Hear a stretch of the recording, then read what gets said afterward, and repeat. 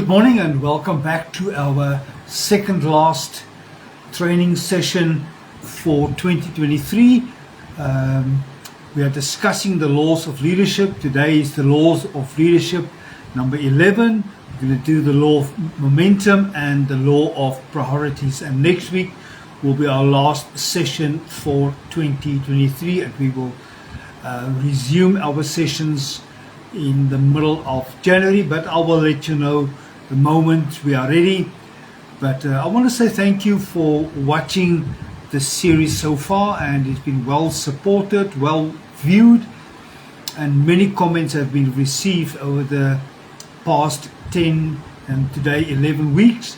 And I know today you will also be blessed with information on the laws of leadership number 11. Just for information, I also have a YouTube channel where all my teachings on leadership is published. Please subscribe to my YouTube channel on Hardes Pretorius, and you'll find all 10 so far on that specific YouTube channel. And please make use of it. When you do training, play a video, and that will help you to set the platform for your own training sessions. And for those who are interested, I'm also available to do training at your place of work, place of employment, or at your church. Whatever is needed, I will come to you and we can schedule a training session 1 or 2 days or 1 or 2 evenings, all depending on the venue. I've traveled more than 22 countries over the past 7-8 years, 10 years, about 10 years doing leadership training, and we are, I think, 40 people short of training 24,000 people so far. So I thank God for doing this training. Leadership is my passion. I've been involved in leadership since 2002 as a master coach for Dr. John Maxwell's initiative on the Million Leaders Mandate and various other leadership training. I've written quite a few books. I think I've done 11 so far in the past 4 years. These books are available, and especially now for Black Friday this coming Friday, I have specials available. If you order your books or if you want to print your books, I have special packages available for publishing your book. Contact me, get hold of me, send me a message or an indication on this transmission, then I can respond to that. But for today, let us continue with the law of momentum. Let us start with the law of momentum. A few thoughts on the law of momentum that every leader must know and should know. Momentum makes leaders look better. The moment there's momentum, everybody looks good. It's tough to get momentum. It's hard work. It calls for a lot of sacrifices. But once there's momentum, everything seems to be much easier than starting off. So momentum helps our followers even perform better than normal.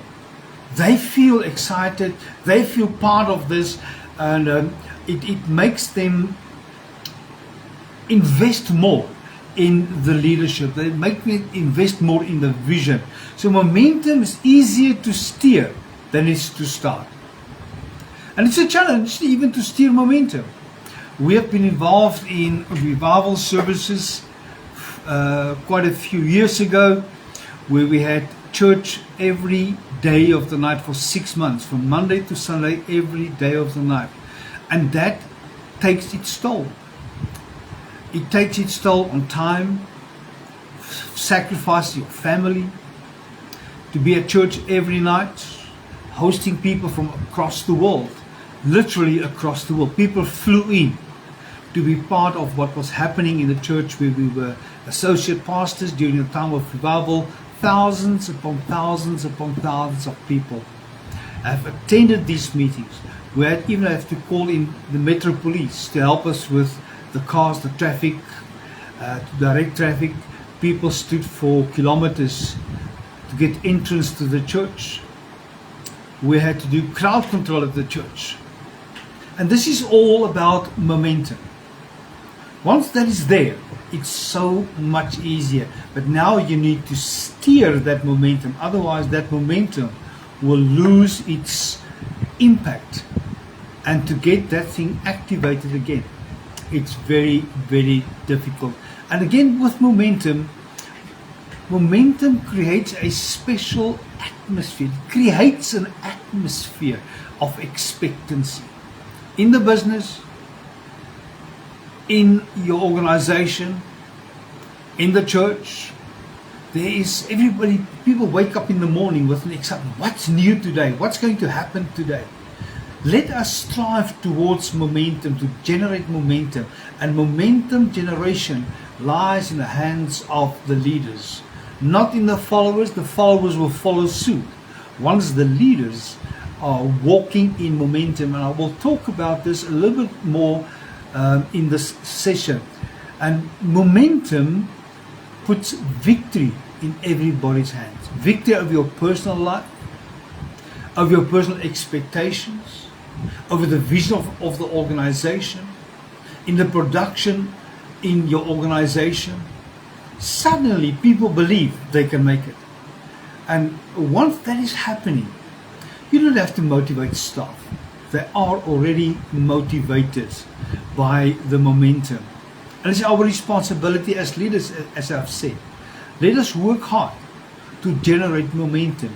And I will show you in this session how to generate momentum, what we as leaders can do to generate that momentum. Momentum begins inside of the leader with his vision, his passion, and his energy. This is now the end of the year where people are starting to slow down, they are getting tired. Where us in our ministry, this is totally the opposite. We are casting our vision for 2024 now in December already. So we are now already generating the momentum. When people are sitting down and doing nothing and relaxing, we are giving people to think something about. And when January comes, when everybody's back at church, when everybody is now ready, there's already momentum just because it's New Year. But now we don't have to cast the vision. We are hitting the ground, running in January. So it's a passion thing. It's something that you need to believe in, that you can make that difference. If you do not have the passion and the energy for the vision, momentum will not happen. So there are four types of people that will influence momentum, and we need to know them. Those that lack momentum, you get them. Doesn't matter what's happening. You can sit in the best of environments, in an atmosphere of change and excitement and momentum, and you will find people sitting saying, "What is happening here?" They're not moved. They just observe. You'll find them everywhere. And a little bit later, I'm going to talk about the Pareto principle. Let us focus on those, that is the second type, on those people that help create momentum. They are the people that is saying to you, "I'm there. I follow you. I've got your back. I've got your six. We are going to make this happen. I believe in the vision. I'm excited about the vision. I'm passionate about the vision." Focus on them. Don't focus on the wet towels. They will always be with us. They won't make a difference. They will complain. They will even create problems where you provide a solution for them. So don't focus on them. Focus on those that are running with you, those who will help you to create momentum. And the third type of people that you'll have in the law of the momentum, those that increase momentum. It's like a car's gears. You get first gear people that will start off the movement, that will start off the momentum, but they lack the vision to run with this. This is why we have second and third and fourth gear leaders. Those that will maintain the momentum. Those that will take over. It doesn't make the first gear wrong. For us that are drivers, got driver's licenses, will know. It's difficult to pull away in a car in fourth gear. That gear is not made for generating movement. We need the first gear. So the first gear people are not wrong, but they are excellent in starting off something. Work with them. They will help you to create momentum. Then you shift gears to those that will increase the momentum, that will take over from the first gear people, and they will run and increase the momentum. They are difficult. They are not designed intrinsically to start something new. So identify your first gear people. Identify the other gears so that you will know we have the gearbox to make things happen. And the fourth type of people are those that stop momentum. Unfortunately, that's also true. In the same way there are people that lack momentum, you have people that will stop momentum. They will ask critical, negative questions regarding the momentum. How long will it last? Is this really of God? They are also people that are intrinsically pessimistic. They believe in Murphy's Law. If you drop the pencil, it will fall on the point of the pencil. If you drop a slice of bread, it will fall face down with the jam on the floor. They always see the bad and the negative in the good thing. So you'll have those four people, so know them. Don't focus on those who have lack of momentum. Don't focus on those who will stop momentum. Work with those that will create momentum and increase the momentum. But how do we build this momentum? Value what you have received from your predecessors. We are not islands. Even if you are a CEO of your own company, you've started this company, somewhere, somehow, somebody has invested something in your life, and that caused you to start your own business. Or you are the senior pastor of your own ministry. You've started that ministry, but somewhere, somehow, some pastor has trained you, equipped you, and gave you the opportunities and the platform. Recognize them, acknowledge them. Without them, which is our past, we can never ever have a future. You cannot build a future on nothing. Find your predecessors, acknowledge them, say thank you to them. I've been part of a ministry where things went wrong, and I've even learned in that time of my own transition when things went wrong, I've learned what not to do.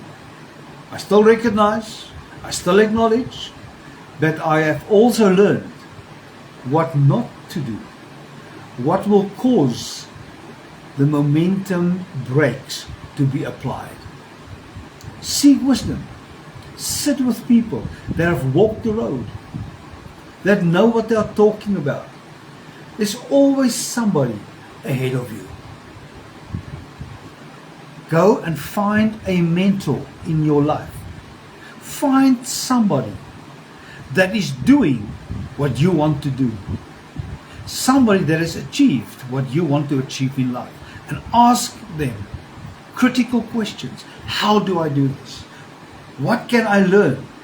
What must I prevent? What must I be on the lookout for? Ask for wisdom. God, give me wisdom so that I can apply the knowledge. I don't have to reinvent the wheel. We have been through a period of COVID where we could not have asked questions. This is why we are battling post-COVID. To learn from the past. What past? We have to do new things. How must I do this? We don't know. It's trial and error. But some people has got a specific and a special grace that can generate momentum out of a chaotic situation. Ask help. Don't be prideful to say, I will do it on my own. That is stupidity. Once you know what to do and what not to do, it saves you a lot of time, a lot of effort, and a lot of frustrations. And then you make wise decisions. And wise decisions will give you credibility, and credibility makes people to follow you. Surround yourself with wise and skillful leaders.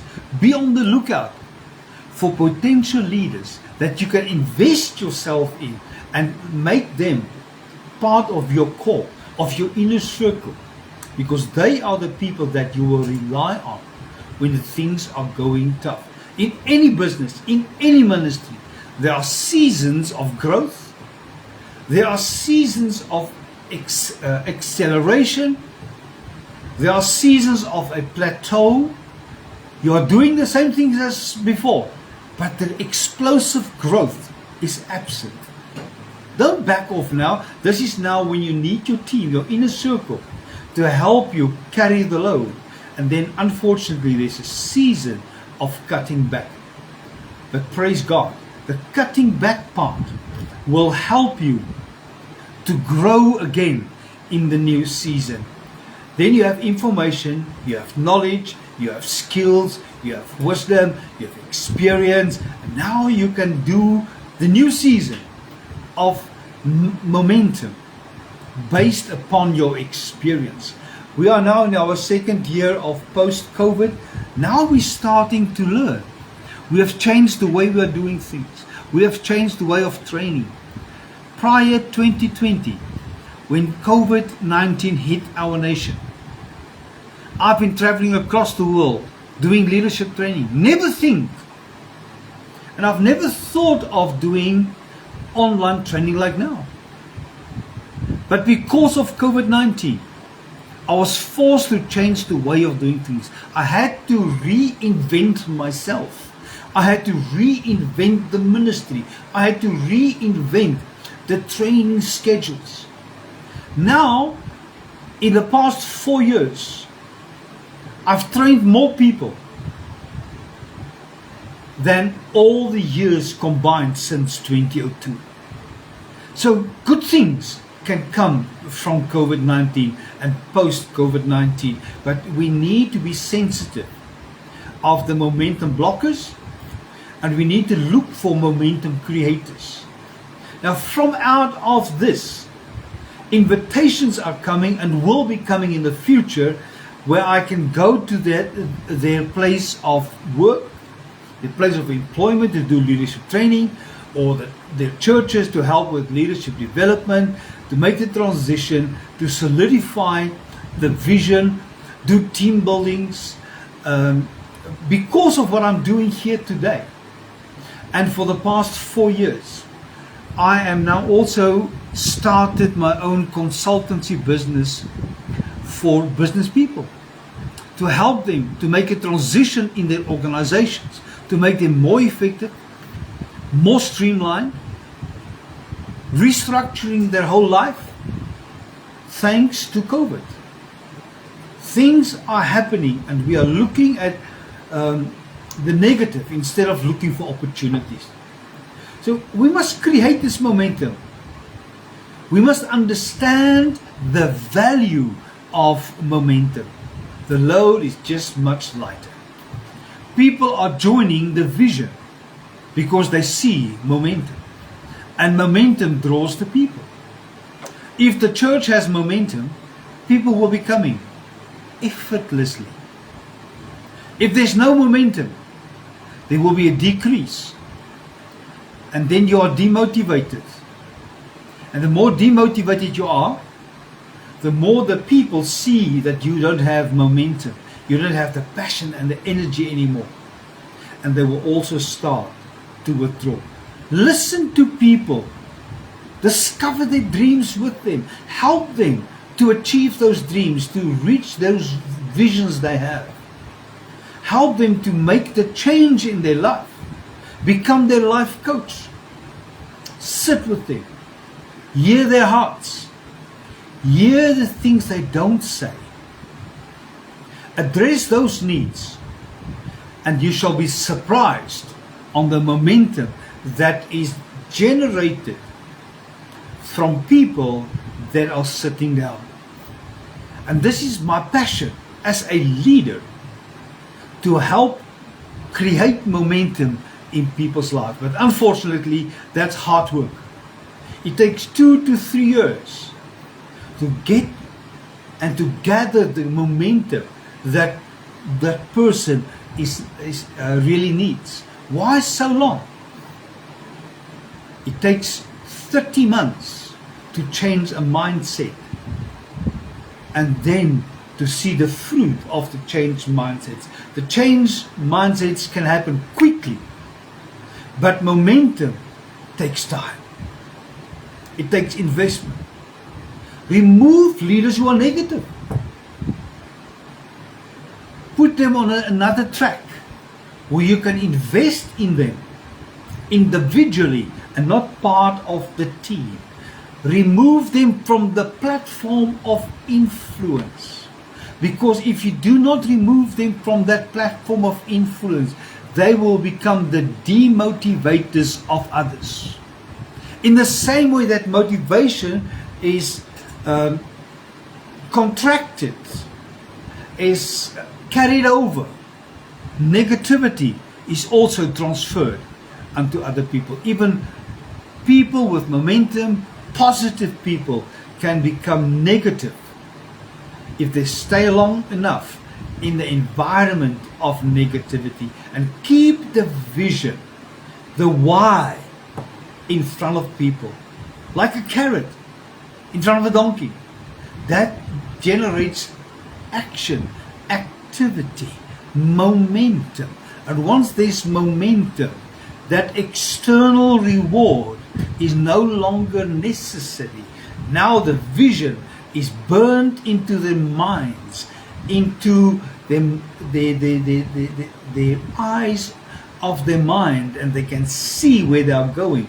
Now they don't need to be motivated, they need to be steered. And that is all about momentum. Make changes. Don't be scared to make changes. Major changes, minor changes at first. That will create momentum. But change is not our enemy. Change is the catalyst of momentum.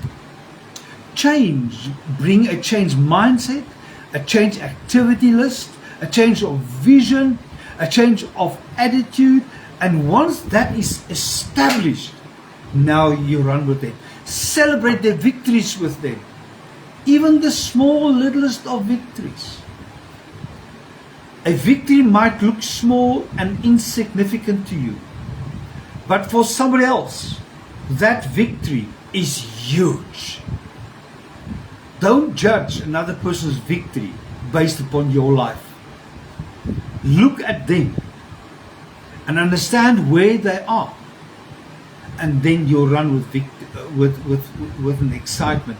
Honor the men and women who made this victory possible. Victory doesn't belong to a person, it belongs to a team. And then constantly work on your character. And this is, in a nutshell, the law of momentum. There's so much more to share. Normally, each of these laws that I discussed in brief this morning takes at least 1 hour to 90 minutes to discuss, and I do it in 20 minutes. So basically, I'm just giving you the short version of what is happening to whet your appetite for more. So even if you have listened to this short teaching, there's so much more to be added. So let us go into the second law of the session, the law of priorities. Your priorities will determine your decisions. Because this is what I want, this is what I want to do, and this is the way forward. Then you make the decision based upon your priorities, and your decisions will determine your behavior. and your behavior will determine your destiny. Stephen Covey. So it starts with thinking. It starts with you. Your priorities will generate your decisions. And your decisions will determine your behavior. And your behavior will determine your destiny, whether it will be achieved or not. So some people are reluctant to apply the law of priorities. Why? If priorities and momentum are so important, why are people resisting? Many people believe that busyness equates to productivity. You can be very busy without being productive. You can be busy without being successful. So get the foundation right. Stay focused on your priorities. Let your main thing remain your main thing. Don't major in your minors. We tend to feed the dog that barks the loudest. But the dog that barks the loudest are not necessarily a priority. Now we have invested so much time, energy and resources on that thing that brings you the smallest reward. People are reluctant to do the hard work. Victory, momentum, and what we need to achieve in our priorities requires of us to think. Many people don't want to think. They are happy where they are in their position. They will tell you, don't rock my boat. It's been working. Why do you want to change it now? Unfortunately, if you don't change now, tomorrow will force you to make the change. And then you play catch up and you're no longer proactive. A leader that reacts is a reactor. He is no longer leading. Momentum and priorities is uncomfortable. It will challenge your comfort zone, and it will always ask of you a sacrifice to be made. And this is where the Pareto principle comes in, the 80-20 rule. And if we apply the 80-20% rule, it will help us to prioritize our life. If you go and look at your company, your organization, your church, 20% of the people are producing 80% of the results, but yet we focus 80% of our attention on the 20%. That small percentage, we focus 80% of our time on the 80% that produces the 20%. And that will ultimately affect your productivity, your profit margin, your growth, and your time. So let us rather focus on the 20% that brings you the 80% of your results. That is your 80-20 Pareto principle. Work on this. Prioritize your life so you will know what your priorities are. I don't say ignore the 80%. No, but give them the rightful attention, but work with those that brings the 80% of the reward. On establishing your priorities, ask yourself a few questions. Think about the following few things. What is required of me? What gives me the greatest return? And what gives me the greatest reward? There's a difference between return and reward. Return is what you can measure. Reward is what you know. That is internal. Reward comes from the outside. Reward comes from the inside. That which gives you satisfaction. The return, this is what gives you the money in your pocket. Welcome from Kenya, Elisha. Priorities can be painful to maintain because this asks of us to make a sacrifice. This asks of us to think. This asks of us to plan. And this also creates an opportunity for disappointment Because sometimes we see something in somebody, but that somebody can't see that something in their lives. And then they are not willing to run. Vision will keep our priorities intact. Make sure that your vision is right, your priorities comes in line, and then your actions follows those priorities. Now, what are the lessons to learn from the laws of priorities? Determine if the need is real. Not everything that crosses your table requires your attention. Everybody sees their need as a priority. It might not be your priority. It might not be the priority of the organization, but that does not mean it is not a priority for that person. So look at the need. Determine the priority where it fits. You don't have to do everything. I don't have to do everything. There are others that are waiting for that thing to be done by them and through them. So pass it on. If it's not your priority, it is somebody else's priority. Know your staff, know your leadership. Delegate it to them. Look for opportunities to develop emerging leaders. Be constantly on the lookout for the next generation. And that is exciting.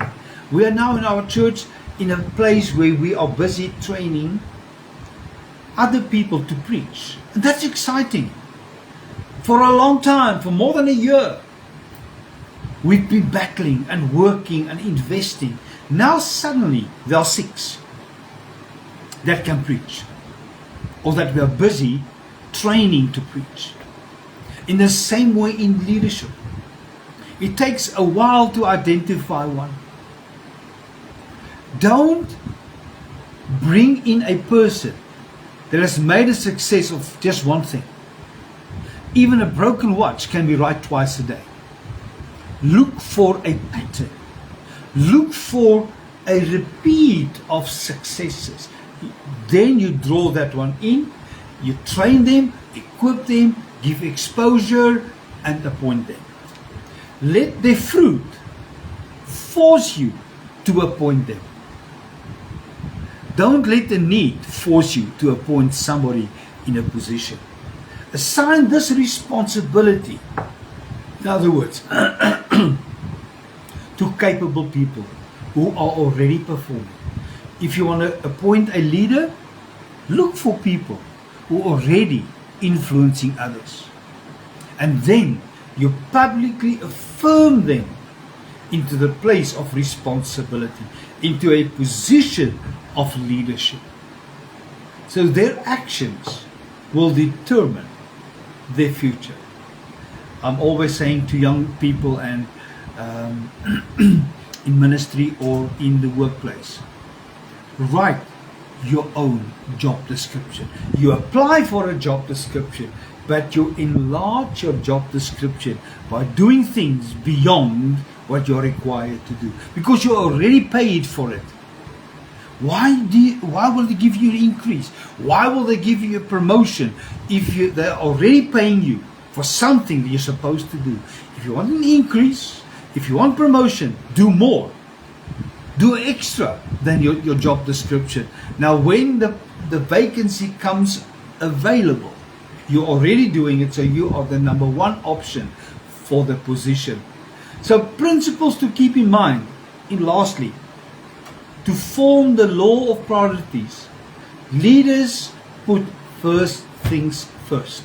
Don't major in minors, major in majors. Leaders sees everything but focus on the priorities. Did you hear this? A leader sees everything, but they don't do everything. They focus on their priorities and give the other things to others. That is also known as the Jethro principle.